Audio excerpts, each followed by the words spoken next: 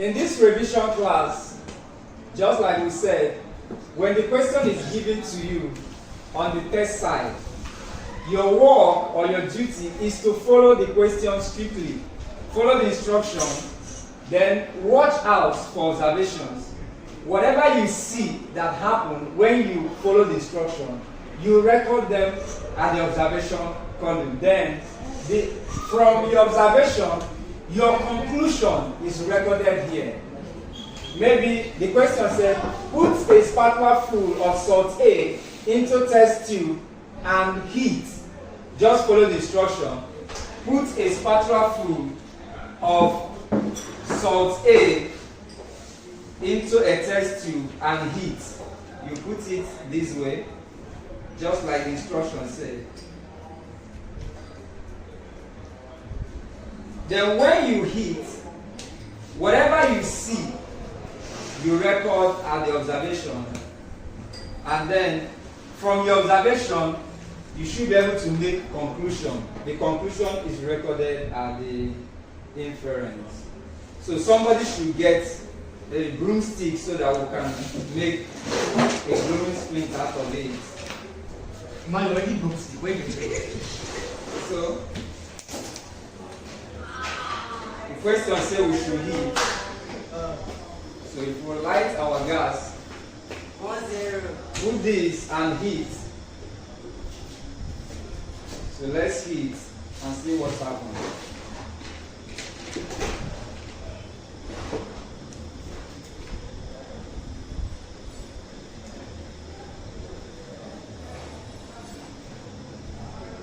So if you look at it, you can see gas coming out. You can see gas coming out of the test tube as we heat the salt. Now the second part of the question said, put a glowing splint in the mouth of the test tube. So we're going to make a glowing splint out of this. Now look at this, a glowing splint, we put it in the mouth of the test tube. What did we observe? The gas that comes out is a colorless and odorless gas, which rekindles the glowing splint. Is a colorless and odorless gas, which rekindles the glowing splint. So these are the things we see. Now, how do we record it? How do we record it? We said, when salt A, or you write salt A plus heat, effervescent occur.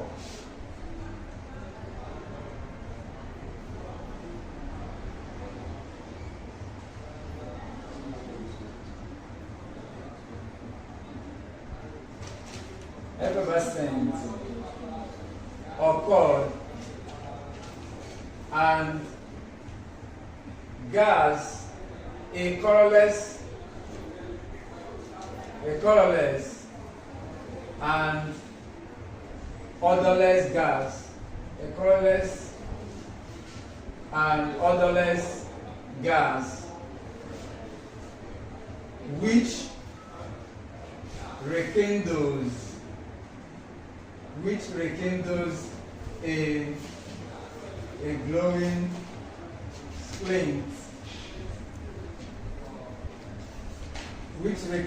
a glowing splint, a bulb.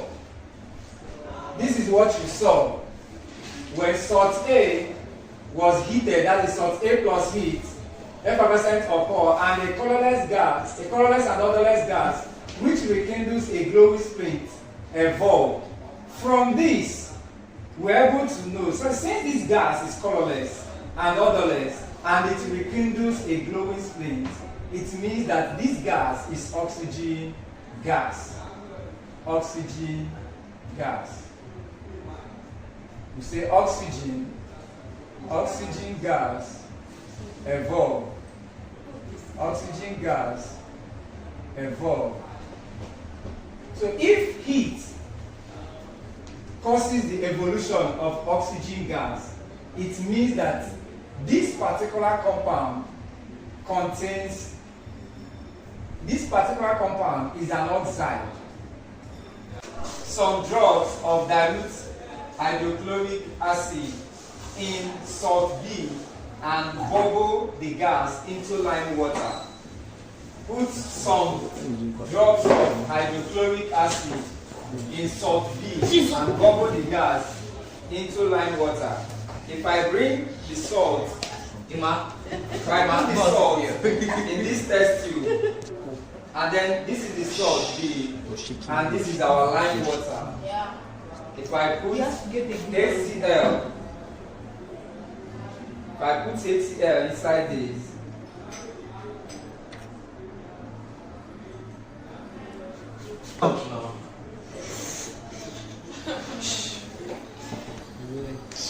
see effervescence occurred, and it's a proof that a gas is given out. Say bubble the gas into lime water. Now let's see what happens.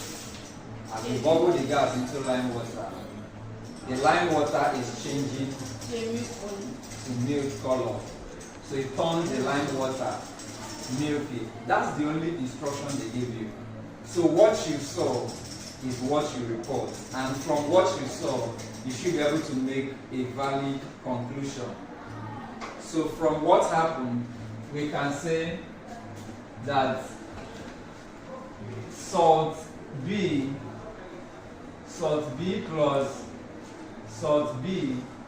plus dilute HCl effervescent occurred. Effervescent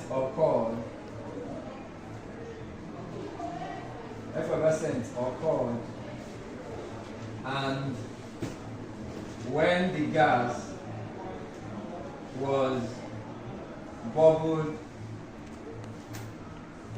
into lime water, it turns it milky. Effervescence occurred when the gas was bubbled into lime water. It turns it milky. Okay, we can record it in a better way. Effervescence occurred, and a gas was given out, and a colorless. Okay, let's record it in a better way. Effervescence occurred. So can I pause? No, continue. Effervescence occurred, and it occurred in a colorless and odorless gas, which turns lime water milky.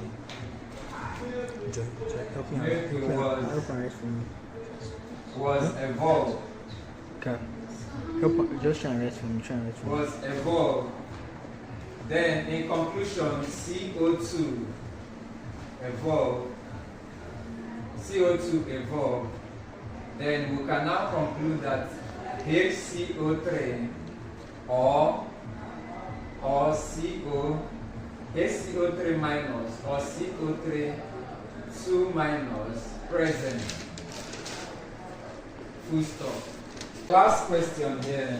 It says put a spatula full of salt C in a test tube and dissolve with about 5 cm³ of water. Share the solution into 4 portions. Share the solutions into 4 portions. So this is the salt C. Add about 5 cm³ of water. You just measure with. How do you measure? You use your sense. You get the answer is about 5 cm³.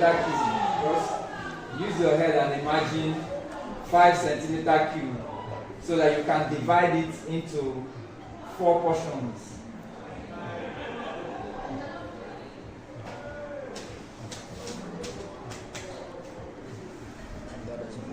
5 cm³ of this. When we look at this, we're supposed to filter this salt the way it is, but because we are not asked to filter, we can just divide the portions. We can divide the portions and keep just as said, as instructed. Alright, it's an insoluble salt. Salt C is insoluble. I have a portion 1,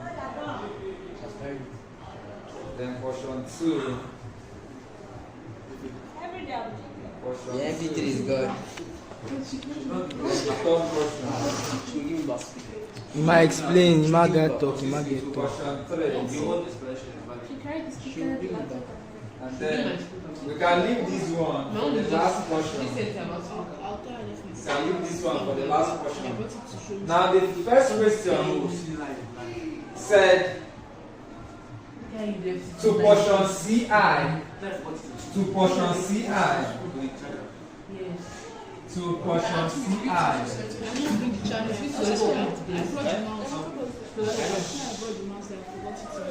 add sodium hydroxide solution in drops and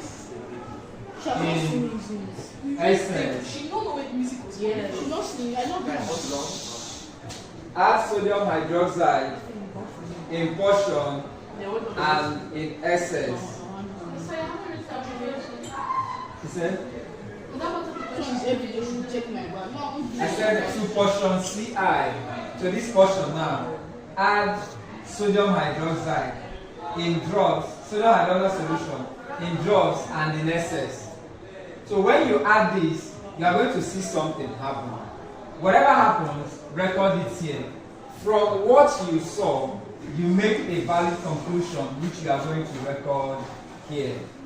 So if I add sodium hydroxide solution to this portion, sodium hydroxide, this is my sodium hydroxide. If I add it to portion CI, what will happen? Say in drops,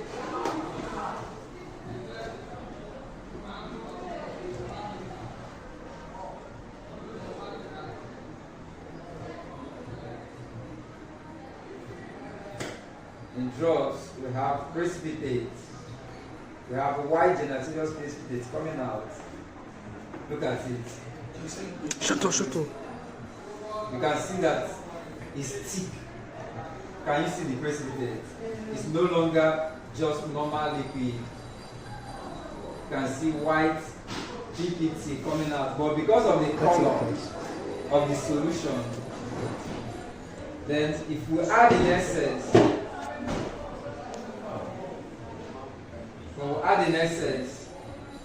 the precipitate refused to dissolve.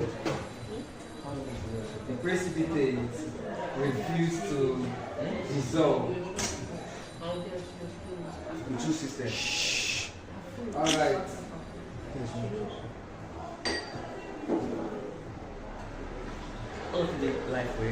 Insoluble in essence. So here we are going to write portion C, CI, solution CI, solution CI plus sodium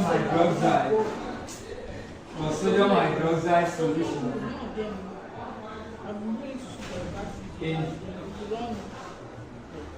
in drops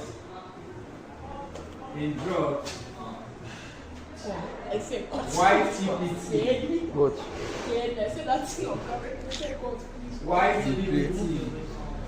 White PPT formed, which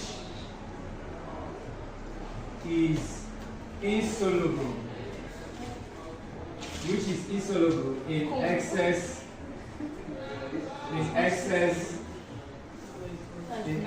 solution of sodium hydroxide.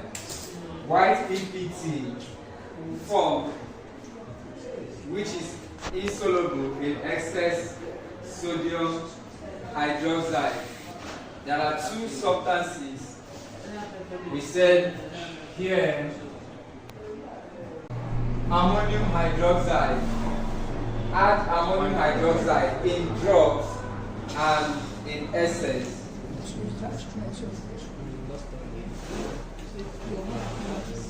Ammonium hydroxide in drops. When we add in drops, you can see the PPT form in ammonium in drops. White PPT form. Then when we add in essence,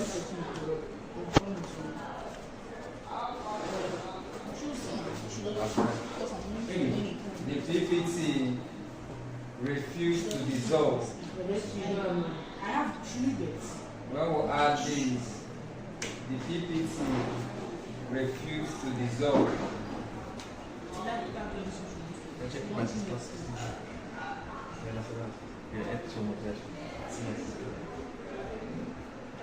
Remains insoluble in excess ammonium solution. Ammonium hydroxide in drops. White PPT form. I'll tell you for a lot of things. Insoluble, which is insoluble in excess solution. We can conclude that aluminium ion is present. As well, perfect. We can conclude that aluminium ion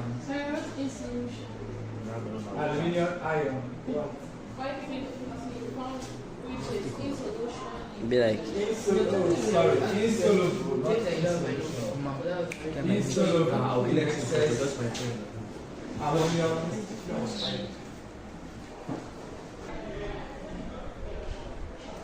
Now to the third portion of the solution of C, the question said add dilute triazonitrate 5 acid, then add silver nitrate, then add ammonium hydroxide.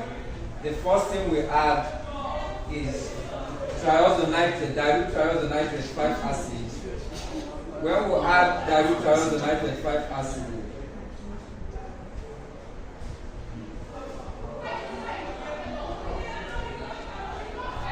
dilute triazonitrate 5 acid, then we'll add silver nitrate.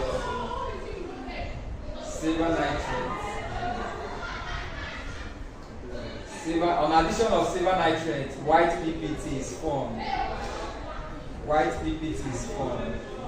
Then add sodium, ammonium hydroxide.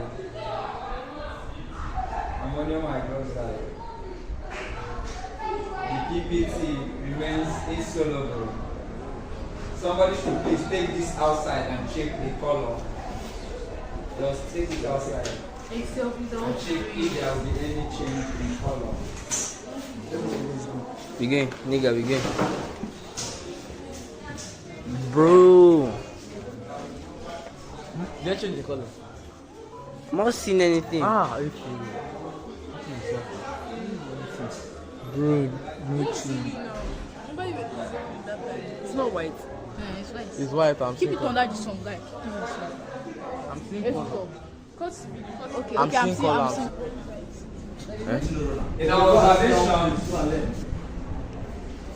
In addition of dilute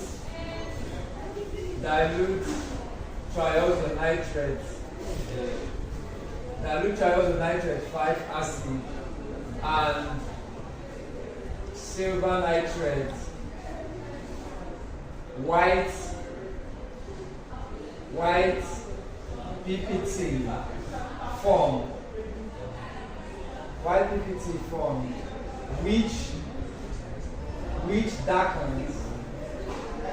which darkens on exposure to light. which darkens on exposure to light. The conclusion here is chlorine ion present.